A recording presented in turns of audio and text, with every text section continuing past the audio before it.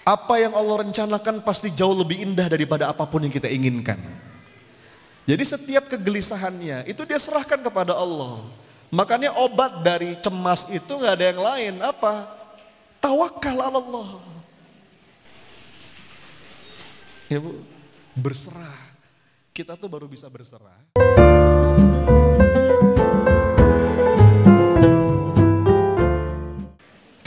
Bapak Ibu yang dirahmati Allah, saya buka dengan salam. Assalamualaikum warahmatullahi wabarakatuh.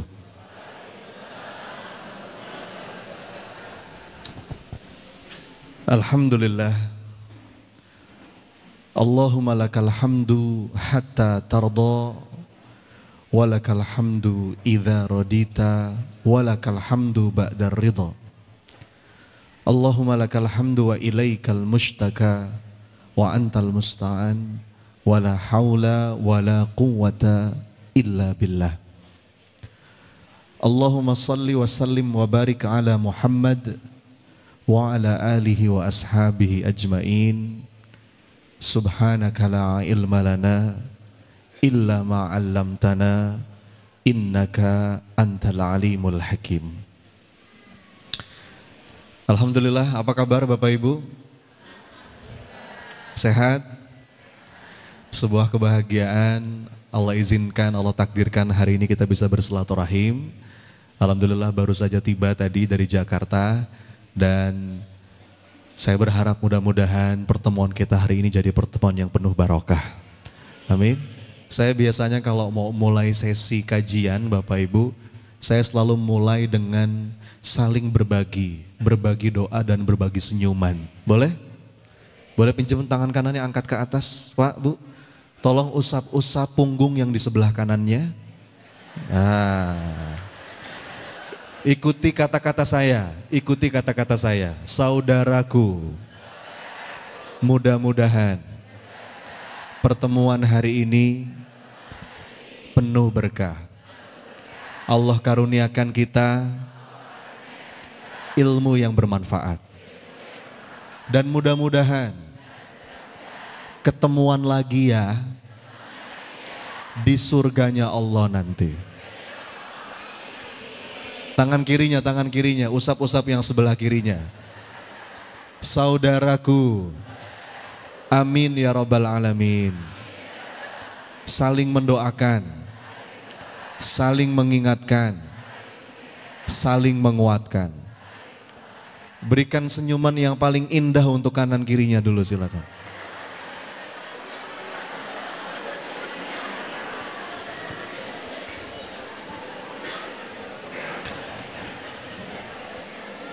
Nah, mudah-mudahan kita awali dengan doa dan berbagi senyuman. Ini jadi wasilah Allah curahkan tambahan keberkahan ya. Yang saya hormati Ayah Heri yang tadi sudah memberikan sambutan, pengasuh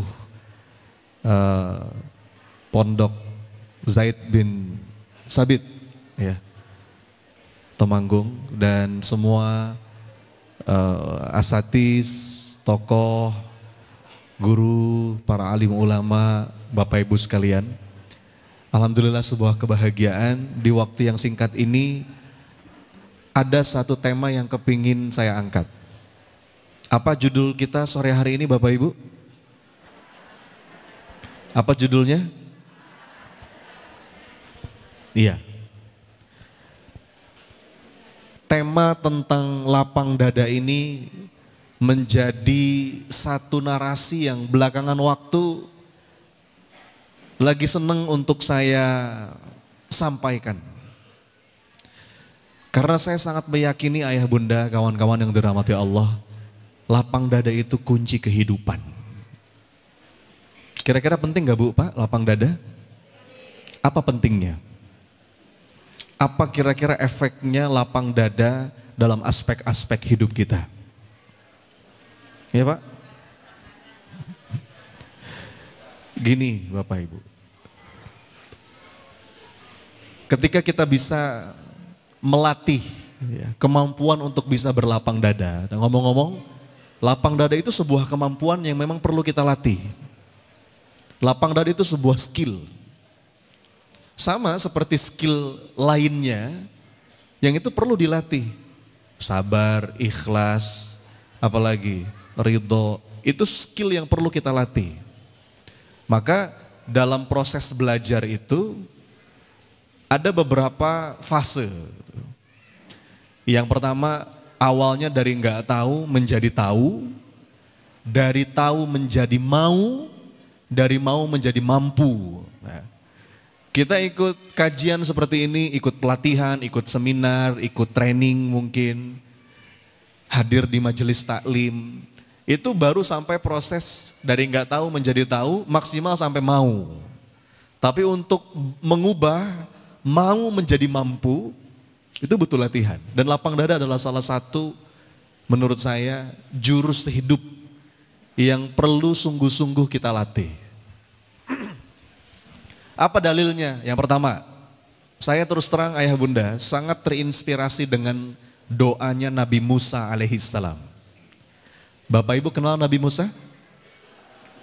Hah? Kenal di mana, Bu? Nabi Musa itu nabi yang paling banyak Allah sebutkan dalam Quran. Betul ya? Gini Bu, setiap kita kan punya masalah dan punya ujian. Sepakat? Kita berangkat dari situ dulu. Hidup ini memang tempatnya masalah. Hidup ini memang tempatnya ujian. Makanya kalau kata Syekh Ibnu Athaillah As-Sakandari dalam kitab Al-Hikam, beliau mengatakan la tastaghrib wuqu'al aqdar. Jangan kamu heran kalau dalam hidup ini kamu menemui banyak kesulitan. Kenapa? Karena memang itulah fitrah kehidupan. Hidup itu memang tempatnya masalah Bapak Ibu, terus datang silih berganti, berlapis-lapis, dan gak pernah habis. Jadi jangan heran, karena itulah watak asli dari dunia. Maka there are always problem. Yang namanya masalah itu selalu ada. And that is not the problem. Tapi bukan itu masalahnya. Masalahnya adalah bagaimana respon dan sikap kita menyikapi semua itu. Setiap kita pasti ada judul dan babnya masing-masing Bapak Ibu. Dan setiap kita pasti punya bagian ujian masing-masing, betul ya? Apalagi kelihatan dari depan ini wajah-wajah penuh masalah kayaknya ya. Mungkin judulnya beda-beda Bu. Jadi poin saya begini, sebagai frame awal ya. Karena kadang-kadang kita tuh suka merasa menjadi si paling menderita. Padahal setiap kita pasti punya medan ujian dan perjuangannya masing-masing. Walaupun mungkin judulnya beda. Ada yang diuji dengan ujian finansial. Babnya memang kesulitan ekonomi. Saya punya beberapa menti, beberapa alumni yang sering curhat, Mas, saya baru ketipu sekian miliar. Sejak COVID kemarin saya belum bisa bangkit secara finansial. Berat, Mas. Harus nanggung hutang, amanah, setiap bulan, struggling, jungkir balik. Ada yang mungkin ujiannya di bab itu. Di sisi yang lain mungkin ada orang-orang yang secara finansial baik-baik saja. Tapi ujiannya yang lain Bapak Ibu. Apa ujiannya? Ada yang diuji dengan pasangannya, dengan anaknya. Ada yang dikasih sakit sama Allah. Tapi yang pasti kita tuh punya judul dan babnya masing-masing. Karena kadang-kadang kita sering ngomong gini, enak ya Mas jadi dia, coba saya kayak dia. Dia yang Anda tunjuk itu juga sama Bapak Ibu, lagi struggling dengan masalahnya. Memang rumput tetangga tuh lebih hijau. Apa kalau bahasa Jawanya tuh? Sawang sinawang. Makanya kalau saya kemarin baca tulisan di Instagram, bagus banget Pak Bu, tulisannya begini. Jangan cuman lihat rumput tetangga yang lebih hijau, tapi cek juga tagihan listriknya gitu. Kadang-kadang kita ngeliat orang tuh enak ya jadi dia, coba saya kayak dia. Enggak Bu, orang yang Anda tunjuk itu juga sama. Kita tuh punya babnya masing-masing. Masalah pasti kita akan ngalamin. Kalau kata Allah dalam Quran, am hasibtum an tadkhulul jannah walamma ya'tikum mathalul ladzina khalau min qablikum Apakah kamu mengira kamu akan masuk surga begitu saja padahal kamu belum diuji? Padahal kamu belum merasakan apa yang dirasakan oleh orang-orang sebelum kamu. Jadi kita ini pasti akan ngalamin yang namanya guncangan-guncangan kehidupan. Mungkin dengan judul yang beda-beda. Kemarin ada salah seorang kawan lama saya tiba-tiba WA, Mas Sony, mohon doa, mudah-mudahan saya kuat. Kenapa? Dia baru kehilangan anak. Lagi lucu-lucunya gitu ya, anak yang sangat dia cintai, tergoncang hidupnya. Jadi kita kan ngalamin tuh Bu, bahkan kata Allah dalam lanjutan ayat yang tadi, Massathumul ba'sa wad-dharra wa zulzilu. 3. Nih, saya bukan nakut-nakutin ya, tapi ini sebuah keniscayaan. Yang pertama kata Allah, dan ini justru sentuhan sayangnya Allah. Karena kata Nabi SAW ketika ditanya oleh sahabat, kapan ujian ini berakhir? Jawaban Nabi, hatta yalqallaha wa laisa alaihi dzambun. Sampai seorang hamba itu kembali ke sisi Allah nggak bawa dosa sedikit pun. Jadi ternyata di satu sisi Allah tuh ngasih kita masalah, Allah ngasih kita ujian, itu buat ngapus dosa-dosa kita. 3 nih, 3 tingkatan kalau dalam ayat tadi, Quran Surat Al-Baqarah ayat 214. Yang pertama, Massathumul ba'sa. Kita akan ngalamin yang namanya ba'sa. Apa itu ba'sa Bapak Ibu? Tahu nggak? Ba'sa itu masalah tapi masih enteng. Kecil, ba'sa. Makanya orang Arab kalau ada masalah yang enteng, ngomongnya gimana? La ba'sa. Nah sekarang jadi bahasa Betawi itu Pak, labas. Labas aja bro. Level 1. Nanti level keduanya ad-dharra. Ini udah mulai agak berat nih. Udah mulai agak oleng. Dan puncaknya Bapak Ibu, kata Allah dalam ayat tadi, wazulzilu. Ada yang tahu apa itu? Zulzilu, zilzal, zalzalah, apa Bu Pak? Sesuatu yang ngegoncang hati. Ini bumi gak goncang Bapak Ibu, tapi hati yang goncang. Ya Allah. Ya, kehilangan sesuatu, ketipu sama orang, divonis sama dokter, dikhianati sama orang kepercayaan. Kita akan ngalamin tuh guncangan-guncangan itu. Dalam ayat yang lain Allah juga mengatakan, apakah kamu mengira kamu akan dibiarkan begitu saja dengan mengatakan, aku beriman padahal kamu tidak diuji? Oh nggak bisa. Maka masalah itu akan selalu ada, tapi bukan itu masalahnya. Poinnya adalah bagaimana kita bisa menyikapi itu dengan benar. Bagaimana kita bisa enjoy, kita bisa menikmati, kita bisa berlapang dada. Meskipun di tengah badai. Ya Bu, maka ini penting. Coba kita ambil pelajaran dari doanya Nabi Musa alaihissalam. Nabi Musa itu Bapak Ibu, Nabi yang paling banyak Allah sebutkan dalam Quran. Di antara nabi yang paling utama, karena kalau kita ngomongin ujian kehidupan Bapak Ibu, setiap manusia itu kata Rasulullah, ujiannya bertingkat-tingkat. Yang pertama ada ujiannya orang-orang awam, mungkin kayak kita gitu ya. Nanti level lebih tinggi lagi ujiannya para ulama, itu beda lagi. Dan yang paling tinggi itu ujiannya para nabi dan para kekasih Allah. Dan di antara para nabi pun ada level-levelnya. Ada yang namanya ulul azmi minar rusul. Ada 5 tuh sambil ngetes saya ini. Siapa aja? Coba disebut. 1, Nabi Nuh alaihissalam. Yang kedua, Ibrahim alaihissalam. Yang ketiga, Musa alaihissalam. Yang keempat, Isa alaihissalam. Yang kelima, Rasulullah Muhammad sallallahu alaihi wasallam. Itu ulul azmi minar rusul, 5 nabi yang memang khusus. Level ujiannya beda Pak. Tuh. Nah di antara 5 nabi itu yang paling banyak Allah sebutkan dalam Quran itu Musa alaihi salam. Berat Bu. Berat.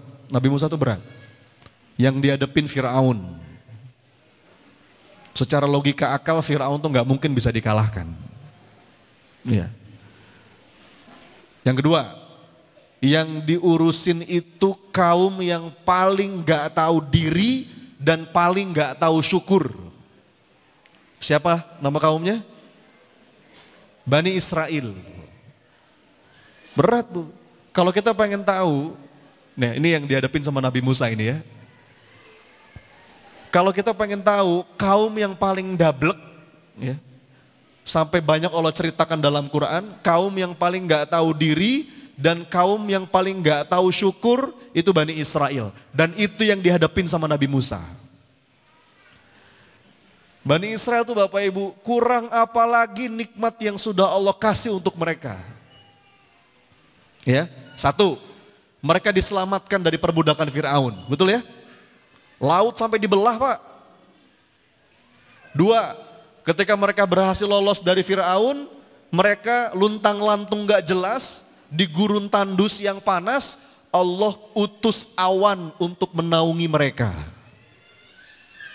Coba, awan Pak, supaya mereka gak kepanasan. Apalagi di gurun Bapak Ibu, kalau pas musim panas tuh, aduh ya. Kemarin saya baru pulang tugas, membersamai jamaah umroh bulan Agustus, itu lagi panas-panasnya siang sampai 47, malam tuh 40 gitu. Nah, kira-kira gitu gambarannya. Allah utus awan. Apalagi mereka butuh minum. Apa nikmat Allah untuk mereka? Dipukul tongkat Nabi Musa, keluar 12 mata air. Berapa Bu Pak? Itu nggak perlu pakai sa'i dulu Bapak Ibu. Mata air Zam-Zam itu untuk sampai keluar, Ibunda Siti Hajar harus sa'i dulu. Bani Israel cuman pukul tongkat Pak. Keluar mata air, 12, bukan cuma satu. Sesuai dengan jumlah kabilahnya. Apalagi mereka butuh makan, Allah kasih makanan dari surga. Apa namanya? Manna wassalwa. Tahu manna Pak, Bu? Manna itu apa? Manna itu sejenis makanan yang bergizi tinggi, bernutrisi, mengenyangkan, enak. Kata para ulama, supaya mudah membayangkan ya. Manna itu makanan yang lebih putih dari susu, lebih lembut dari salju, lebih manis dari madu. Kebayang gak Bu? Itu kira-kira susah saya ngejelasinnya ya. Yang itu bisa diambil dari sela-sela batu, sela-sela pohon. Yang kedua salwa, tahu salwa Bapak Ibu? Salwa itu burung, burung goreng lah bayangin begitu. Yang biasanya terbang tinggi, dibikin rendah sama Allah supaya gampang ditangkap. Udah Allah kasih makanan yang begitu berkualitasnya, apa respon Bani Israel? Musa, bosen. Minta dong sama Tuhanmu makanan yang lain. Minta bawang gitu. Minta kacang. Lihat, itu yang dihadapin sama Nabi Musa, berat tuh. Makanya ada sebuah kalimat, ya ini kita hafal semua ayatnya. La in syakartum la azidannakum. Itu ungkapan Nabi Musa kepada Bani Israel. Yang Allah abadikan dalam Quran. Jadi berat Bu, saya mau gambarin yang dihadapi Nabi Musa itu berat. Nah, lihat doanya Nabi Musa. Perhatikan, di sini ada pola kehidupan Bapak Ibu. Dalam keadaan yang begitu berat, perhatikan doanya Nabi Musa. Apa yang beliau minta pertama kali? Doanya kita semua hafal. Yang mana doanya? Yes, itu dia. Rabbishrahli sadri. Potong dulu di situ. Lihat Bapak Ibu. Apa artinya? Rabbishrahli sadri apa artinya? Ya Allah, lapangkan dadaku. Coba Bu. Ini menarik sekali. Saya sangat terinspirasi dengan pola doanya Nabi Musa. Dalam keadaan yang begitu berat, justru yang diminta pertama kali itu adalah dada yang lapang. Baru yang kedua, wa yassirli amri. Baru minta urusan dimudahkan. Nah ini pola kehidupan Bapak Ibu. Kata para ulama tafsir, urutan doa, apalagi ini doa yang Allah abadikan di Quran, itu ada maknanya. Kenapa disebutkan ini dulu baru ini? Itu maknanya ada. Jadi kalau kita belajar dari doanya Nabi Musa ini, Bapak Ibu yang dirahmati Allah, pola kehidupan itu dada lapang dulu, baru urusan jadi mudah, nggak dibalik. Sekali lagi saya ulang, nggak dibalik. Beberapa di antara kita berpikir, Mas, nanti Mas, kalau urusan saya udah mudah, kalau masalah saya udah selesai, kalau utang saya udah lunas, kalau sakit saya udah sembuh, kalau semua hajat-hajat saya udah tercapai, baru Mas dada saya lapang. Oh, itu terbalik Bapak Ibu. Kalau kita ambil inspirasi dari doa Nabi Musa ini, justru pintu gerbang awalnya itu apa? Apa Bapak Ibu? Lapang dada dulu, lapangkan dulu dadamu, maka Allah akan mudahkan urusanmu. Bahkan ujungnya apa? Wahlul uqdatam min lisani yafqahu qauli. Misi tercapai. Mission accomplished. Nah, ini penting sekali. Makanya saya sering katakan lapang dada adalah kunci kehidupan. Kalau kita merasa, Mas kenapa ya Mas kok masalah saya nggak beres-beres, rezeki kayaknya tersumbat, jalan keluar kayaknya nggak nampak, apa yang saya inginkan kayaknya semakin jauh, padahal saya udah ikhtiar Mas, jungkir balik, kaki jadi kepala, kepala jadi kaki, boleh jadi karena pintu pertamanya belum kita buka. Apa Pak Bu pintu pertamanya? Lapang dada. Begitu kita mampu melapangkan dada ayah bunda yang dirahmati Allah, ya, maka itu menjadi pembuka. Ada begitu banyak karunia Allah yang lain yang akan datang. Rezeki Allah yang lain yang akan datang. Maka syarhus sadar dulu. Nah ini penting. Nah sekarang pesan utama yang mau saya sampaikan Bapak Ibu, ada 5 hal paling tidak yang akan membuat dada kita itu terasa sempit. Beserta penawar-penawarnya. Ya. Kita perlu tahu 5 hal ini, karena 5 hal ini adalah akar, sumber penderitaan, sekaligus juga penyebab dada kita menjadi sempit. Penting gak nih kira-kira? Kalau kita punya di antara 5 ini, boleh jadi itulah yang seringkali membuat dada kita sempit. Dan ini perlu kita kasih penawarnya. Agar dengan itu, dengan izin Allah, kita dikaruniakan dada yang lapang. Apa itu? 5 hal. Ya. Yang ini menjadi penyebab utama segala kesempitan dada kita. 1.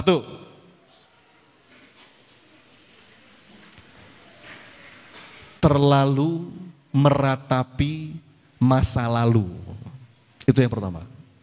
Coba diulang Bapak Ibu, apa?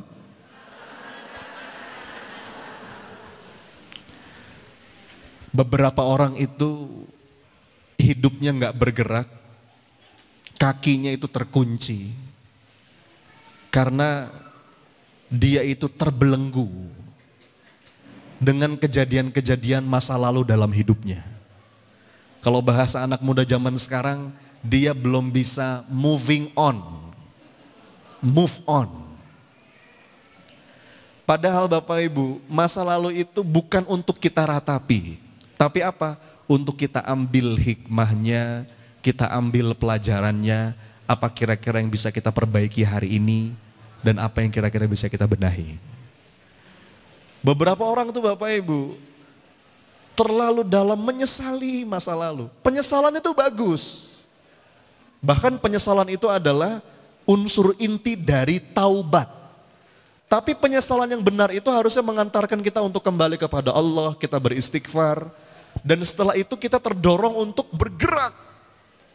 Menebus salah-salah kita. Bukan akhirnya meratapi kejadian yang sudah lampau, dengan terlalu dalam. Makanya ini perhatikan Bapak Ibu ya. Hati-hati, ada dua kata yang akan membuat hidup kita menderita. Mau tahu nggak? Dua kata yang akan membuat kita menderita. Mau tahu? Dua kata itu adalah seandainya saja. Apa Bu, Pak? Nah, kalau Anda masih sering ngomong itu, saya pastikan hidup Anda penuh penderitaan. Bahkan kalau kata Nabi, itu bisa jadi pintu masuknya setan. Jadi berandai-andai terhadap sesuatu yang udah lewat, itu nggak boleh Bapak Ibu, bahkan dosa. Semakin sering kita ngomong dua kata itu, saya pastikan hidup Anda penuh dengan penderitaan. Sambil ngelamun gitu ya, seandainya saja suami saya bukan yang itu.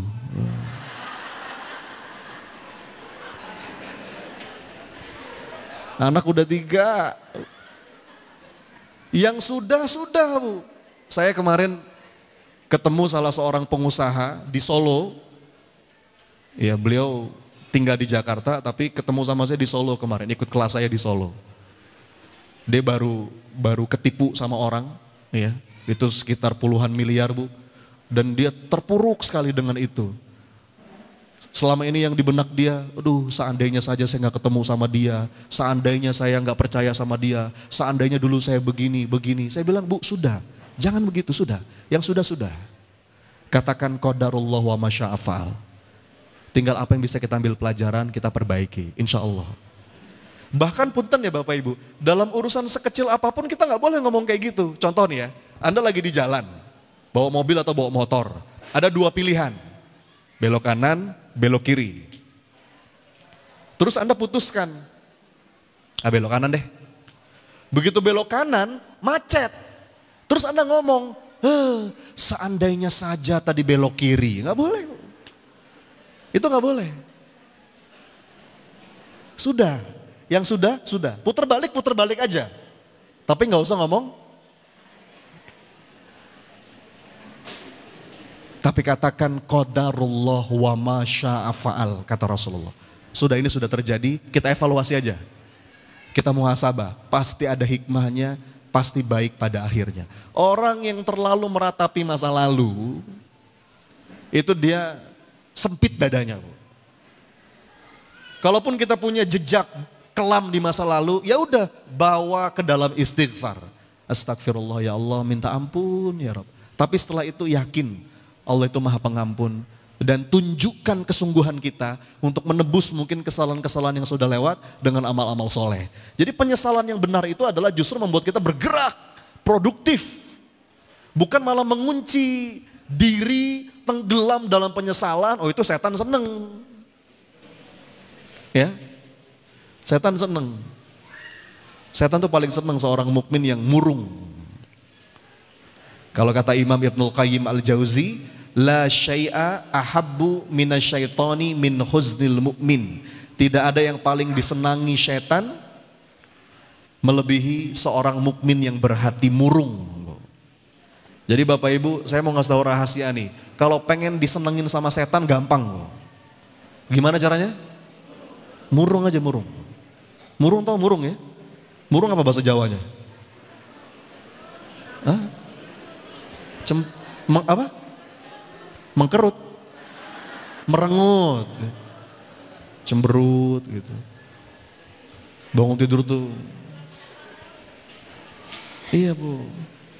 Makanya punten ya Bapak Ibu, senyuman itu bukan hal yang kecil. Senyuman itu bisa besar di sisi Allah. Ketika orang tuh bangun tidur, melihat setiap episode kehidupannya Allah pergilirkan dengan hati yang ridho gitu ya. Itu tuh bisa besar di sisi Allah.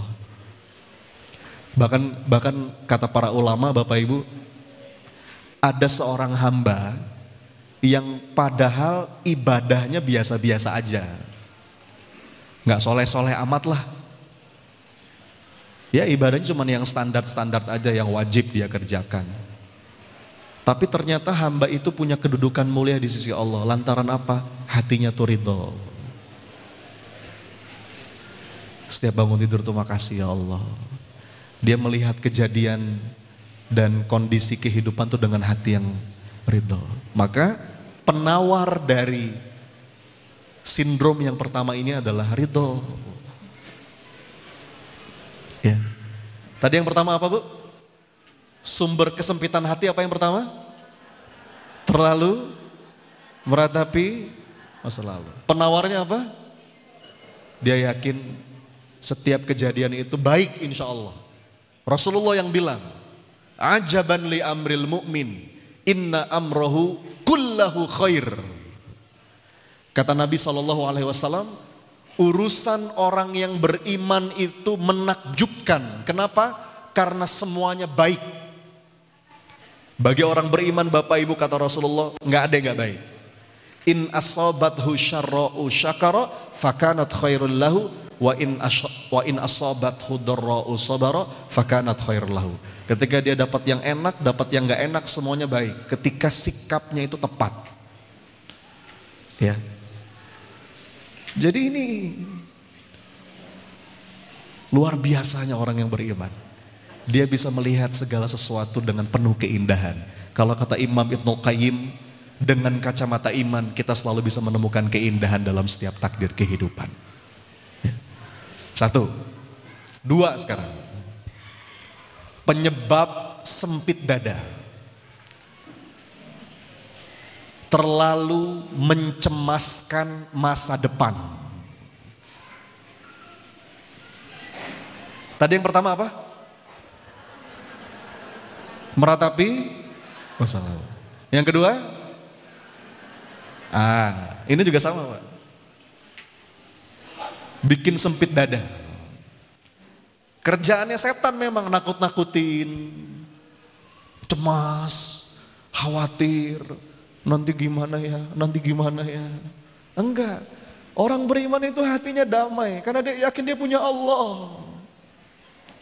Allah sebaik-baik pembuat skenario. Allah punya rencana yang indah.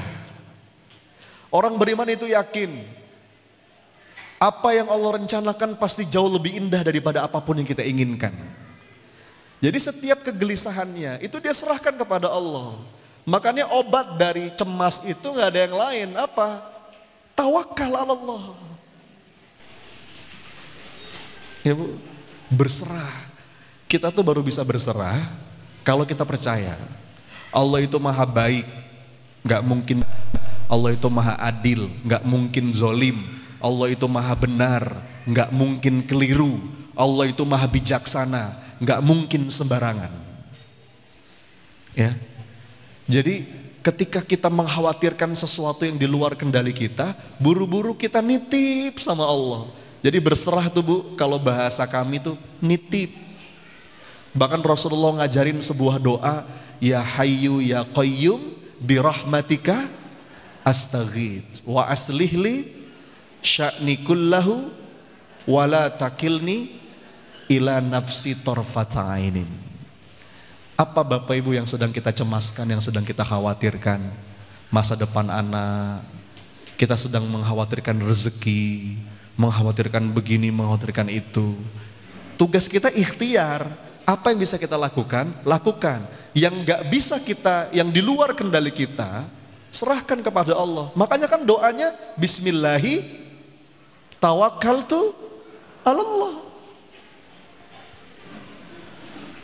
Kalau kata Nabi, barang siapa yang berikhtiar dengan membaca bismillahi tawakkaltu ala Allah, sudah, dia itu akan dicukupi, dia itu akan dilindungi, dia itu akan ditunjuki. Hudita wa kufita wa ukita. 3 nih. Ini fadilah orang-orang yang bulat berserah kepada Allah. Kalau dalam bahasa saya, surrender. Saya sekarang sudah nulis 6 buku Bapak Ibu. Buku ke-6 yang saya tulis surrender. Besok ada kelasnya di Temanggung ya.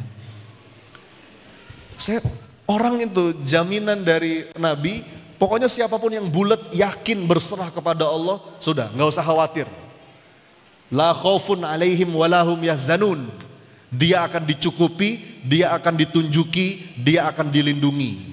Bahkan ayat Qur'annya wa may yatawakkal 'alallah fahuwa hasbuh. Beres, bulet. Jadi obat dari kecemasan itu Bapak Ibu, bergantung, bersandar, dan berserah kepada Allah. Baik sangka bahwa Allah itu gak mungkin zolim. Allah pasti ngasih yang terbaik. Tugas kita hanyalah berdoa sepenuh rasa, berikhtiar sepenuh raga, lalu bingkai semua itu dengan berserah sepenuh jiwa. Fa idza azamta fatawakkal 'alallah wa ufawwidu amri ilallah. Tenang Bu. Orang itu kalau yakin dan dengan keyakinan itu dia mau berserah kepada Allah, hatinya tuh tenang gitu. Masalahnya kita itu belum tenang, boleh jadi karena kita belum terlalu percaya. Bapak Ibu kalau mau nitip barang, itu kira-kira nitipnya sama siapa? Sama pihak yang Anda percaya kan? Anda kalau nggak percaya, nggak mungkin Anda mau nitip. Anda baru mantep menitipkan sesuatu kalau Anda percaya, betul? Makanya dalam banyak dalil, Allah itu menggandeng keimanan dengan keberserahan. Misalnya dalam Quran surat Al-Kahfi kalau saya nggak salah. Qul huwa rahmanu amanna bihi wa alaihi tawakkalna. Itu surat apa ya? Kata Allah, Qul huwa rahmanu amanna bihi wa alaihi tawakkalna. Iman dan tawakal itu gandengan. Ada salah seorang ulama juga yang berdoa, wasrah suduraha bifaidil imani bik wa jamili tawakkuli alaih. Jadi kita tuh baru mantap berserah Bapak Ibu kalau kita percaya. Kita tuh belum mau berserah, akhirnya masih banyak gelisah karena boleh jadi kita tuh belum sebegitunya percaya. Kan percaya kepada Allah tuh ada tingkatannya. Level yang paling dasar percaya Allah itu ada. Ini paling basic. Ini paling basic. Kalau yang ini aja kita nggak punya, ya berarti kita ateis. Allah ada. Cuman kan level berikutnya bukan cuman yakin Allah itu ada, tapi yakin Allah senantiasa menjaga, yakin Allah senantiasa memilihkan yang terbaik, yakin Allah senantiasa tahu segala isi hati. Jadi obat dari kecemasan atas masa depan itu Bapak Ibu, percaya dan berserah kepada Allah. Hamba titip ya Allah. Siapapun yang mau nitip sama Allah, dia akan dicukupi. Kata Nabi, dia akan dilindungi dan dia akan ditunjuki jalan-jalan terbaik. Overthinking itu karena kita nggak mau berserah. Obat dari overthinking itu adalah tawakal Allah. Tugas kita adalah melakukan apa yang bisa kita lakukan, selebihnya hamba serahkan padamu ya Allah. Sebagaimana ungkapan Nabi Musa, wa ufawwidu amri ilallah. Hamba titip, hamba serahkan segala urusanku kepadamu ya Allah, karena engkau pasti memberikan yang terbaik. Ya, kadang-kadang gak sesuai dengan apa yang kita inginkan, tapi itu pasti yang terbaik. Makanya kalau kata Sayyidina Ali, ketika aku berdoa kepada Allah dan Allah kabulkan, aku bahagia. Tapi ketika aku berdoa, Allah tidak mengabulkan, aku lebih bahagia.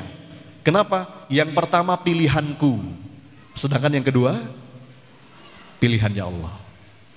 Dan pilihannya Allah pastilah yang terbaik untuk. Dua. Coba diulang. Yang pertama apa? Terlalu meratapi masa lalu. Obatnya apa Bu? Ridho. Makanya setiap pagi, setiap petang kita berdoa, raditu billahi rabbah wa bil islami dina wa bi Muhammadin sallallahu alaihi wasallam nabiyya wa rasulah. Sudah. Ya. Semua yang sudah terjadi pasti ada hikmah dan pasti baik pada akhirnya. Tugas kita adalah mengambil pelajaran, muhasabah, memperbaiki untuk kedepannya. Yang lewat sudah. Bagian dari keindahan cerita hidup. Yang kedua, terlalu mencemaskan masa depan. Obatnya apa? Tawakal Allah, surrender. Enak. Yang ketiga, yang membuat dada kita sempit ketika kita nggak bisa menikmati masa kini. Nah itu, ini trio tragik, Bu. Kalau Anda mengalami gejala 3 hal ini, hidup Anda pasti penuh dengan penderitaan. Kerjaannya tuh menyesali masa lalu, mencemaskan masa depan. Terus yang sekarang gak dinikmatin, sudah. Begitu menderita hidup kita.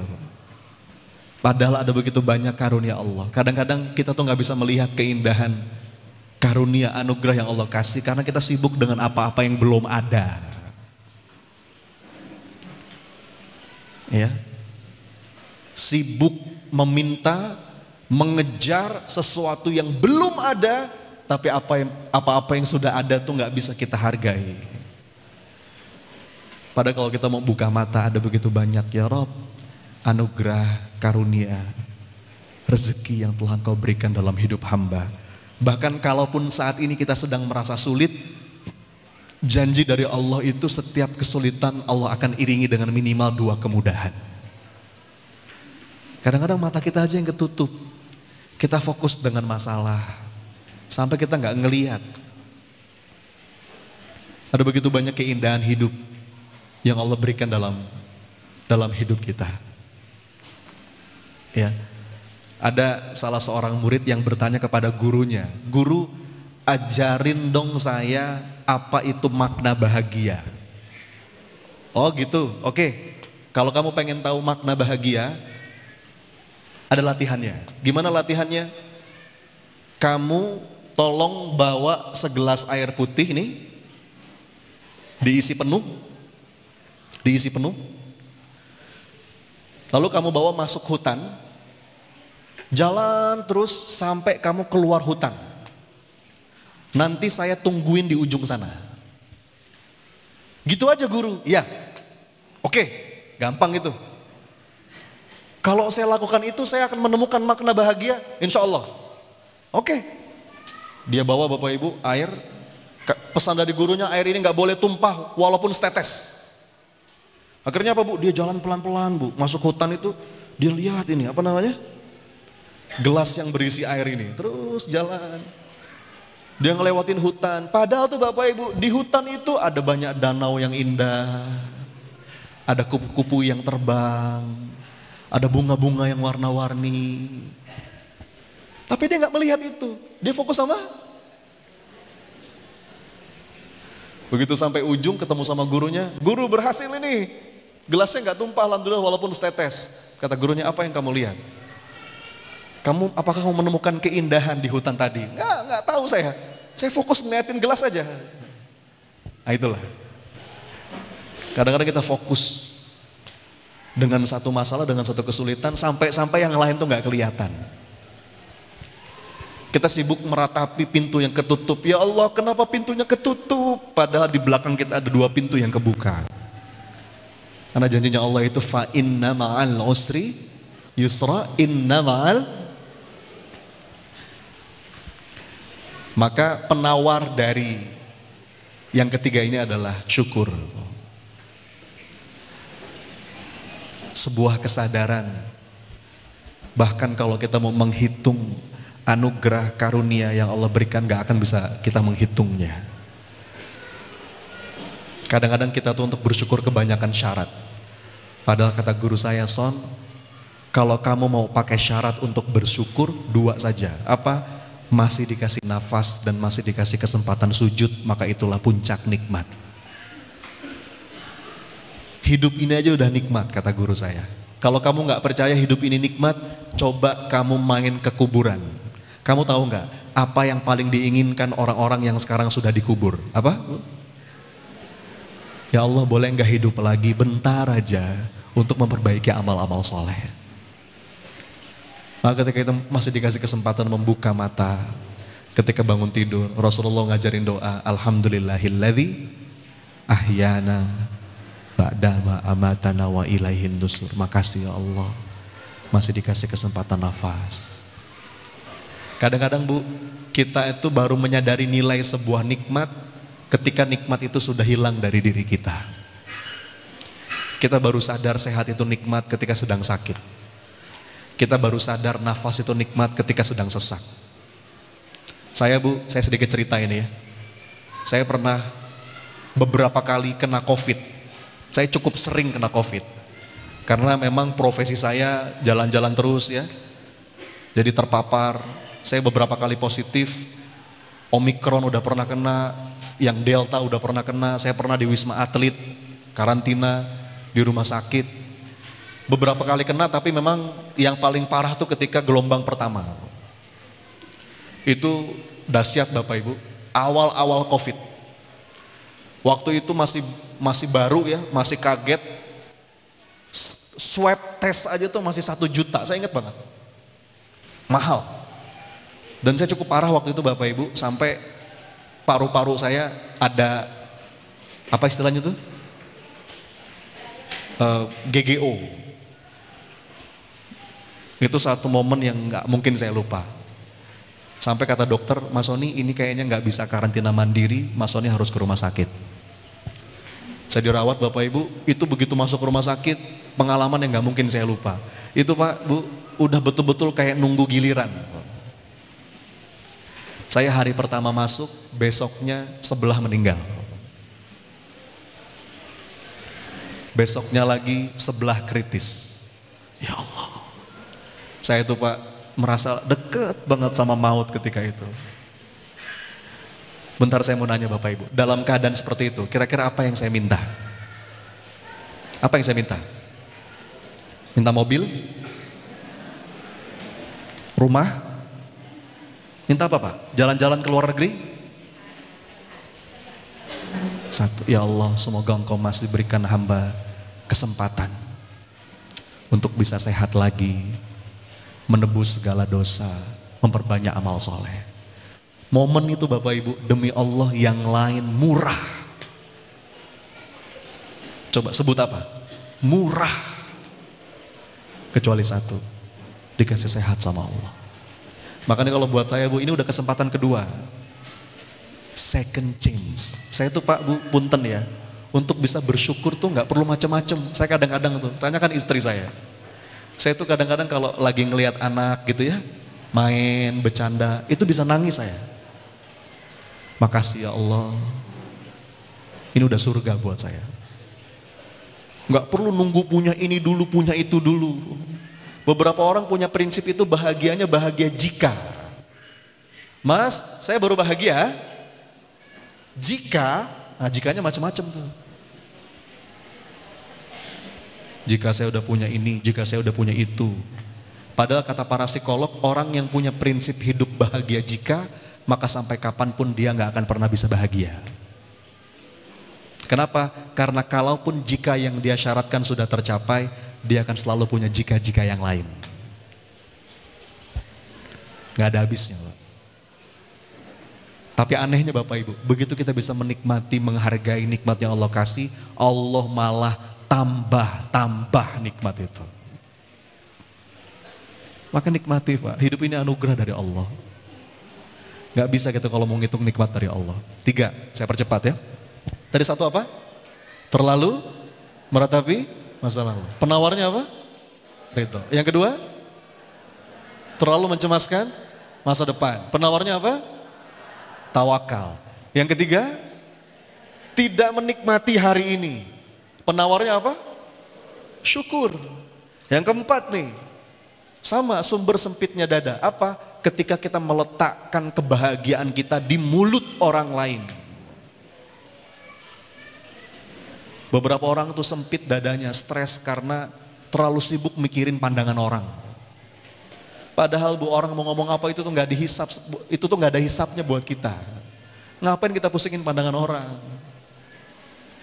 Di mata orang tuh Pak Bu, kita nggak mungkin bisa membuat semua orang ridho tuh nggak mungkin. Kata Imam Syafi'i, inna ridhon nas ghoyatun la tudrok.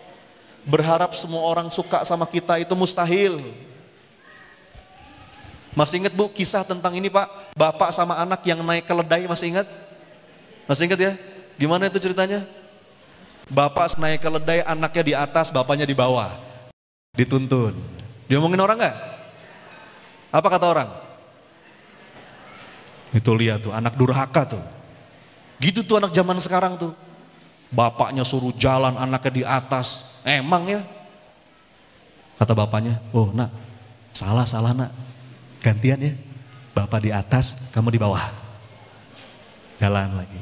Diomongin gak? Salah? Apa kata orang? Bapak gak tahu diri.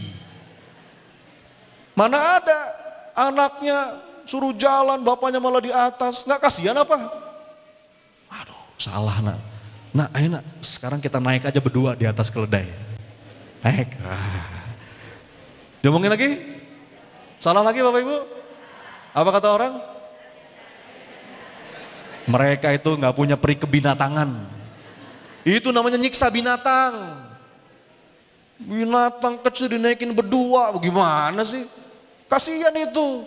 Aduh, salah lagi. Ya udah nak, sekarang kita turun aja berdua, kita tuntun keledainya. Salah lagi Pak? Diomongin lagi Bu? Apa kata orang? Bodoh. Punya keledai gak dimanfaatin. Gimana ya? Ya udahlah sekarang kita gendong aja keledainya. Ya. Sekarang semua orang sepakat mereka orang gila gitu.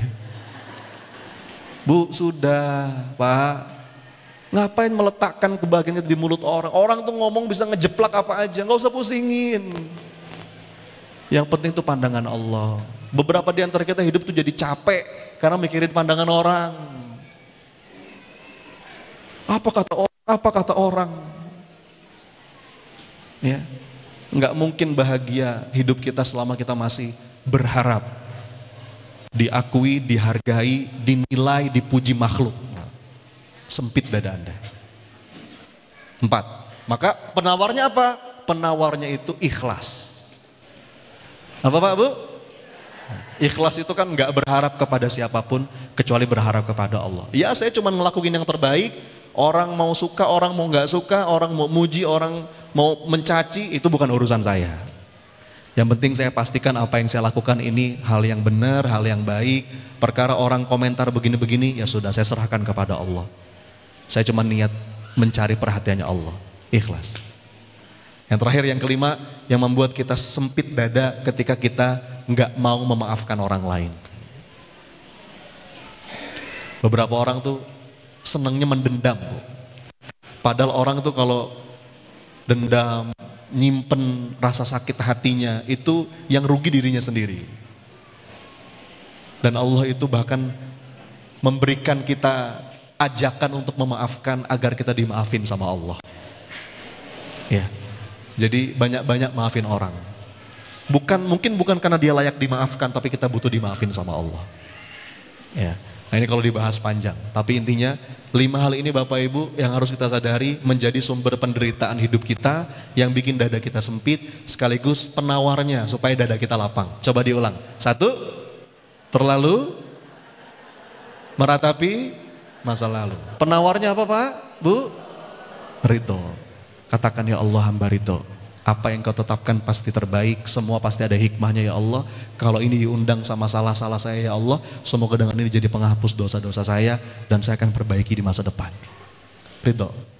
Yang kedua, terlalu mencemaskan masa depan. Penawarnya apa?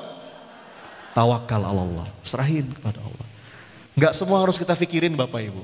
Kita jadi stres karena mikirin semuanya. Enggak, ada beberapa yang harus kita pikirin, ada beberapa yang kita serahkan kepada Allah.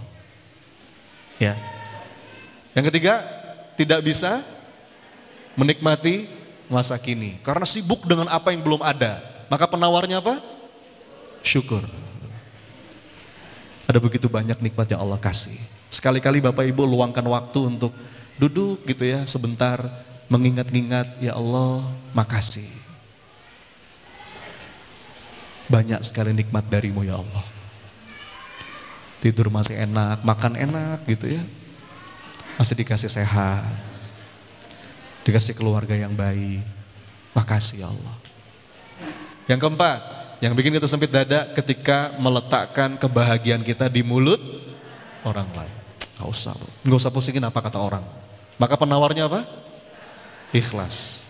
Selama kita masih ribet sama apa yang dikatakan orang, kita nggak akan bahagia. Biarin aja lah, kita nggak bisa ngatur orang. Orang mau ngomong apa, orang mau mandang kita apa, tenang aja. Itu nggak ada hisapnya kok buat kita. Ya. Yang perlu kita pastikan, kita di jalan kebaikan, di jalan Allah ridhoi, sudah selesai. Orang mau ngomong apa ya sudah, itu hak mereka. Orang yang ikhlas itu kan dicaci dia tidak tumbang, dipuji dia tidak terbang. Dan yang kelima, tidak bisa memaafkan. Maka obatnya banyak-banyak maafin orang. Karena Allah merayu kita, kalau kita maafin orang, kita juga akan dimaafin sama Allah. Baik Bapak Ibu, gak terasa ya, sudah 5:30 dan saya tadi dipesankan oleh panitia, Mas Soni, 4 menit lagi sudah azan. Kita tutup kajian kita dengan doa bersama, boleh? Bu, Pak, ngomong-ngomong ini saat mustajabnya doa, hari Jumat, antara asar dan maghrib di majelis ilmu. Maka mari kita angkat tangan kita hadirkan hati kita minta kepada Allah.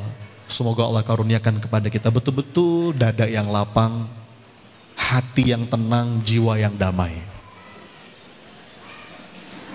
Kita mulai dengan istighfar Bapak Ibu sepenuh rasa. Astagfirullah. Astagfirullah. Astagfirullah.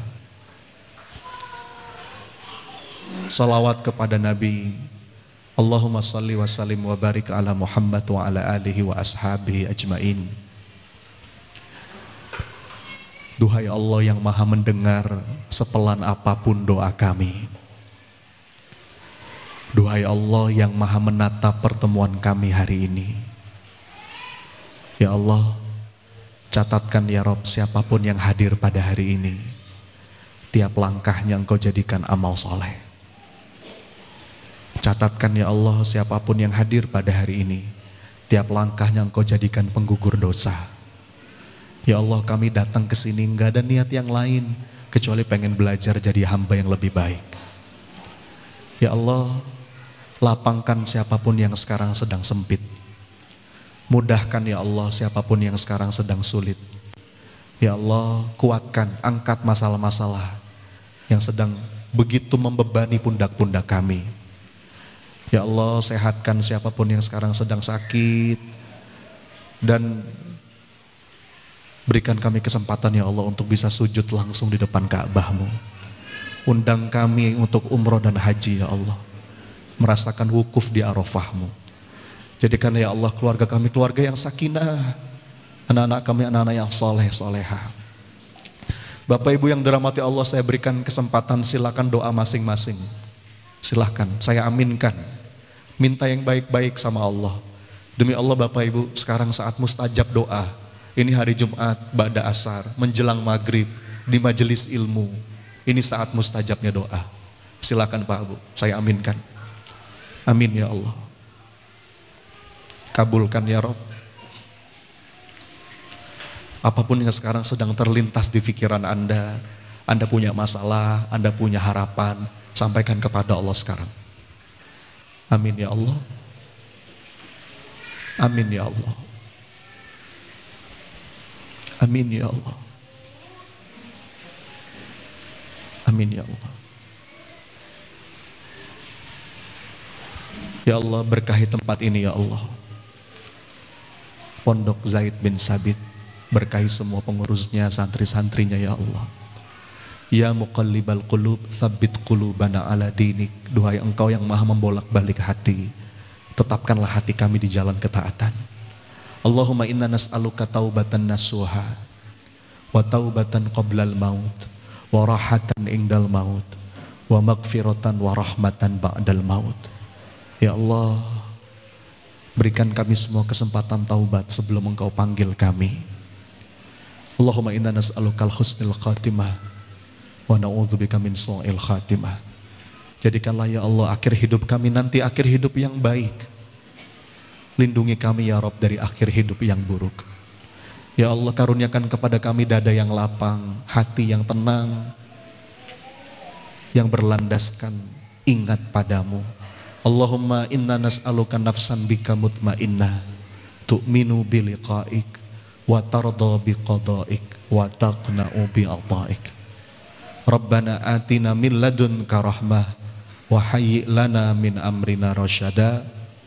Rabbana atina fid dunya hasanah wa fil akhirati hasanah wa qina adzabannar. Rabbana wa taqabbal du'a ya sami'ad du'a. Amin amin ya rabbal alamin.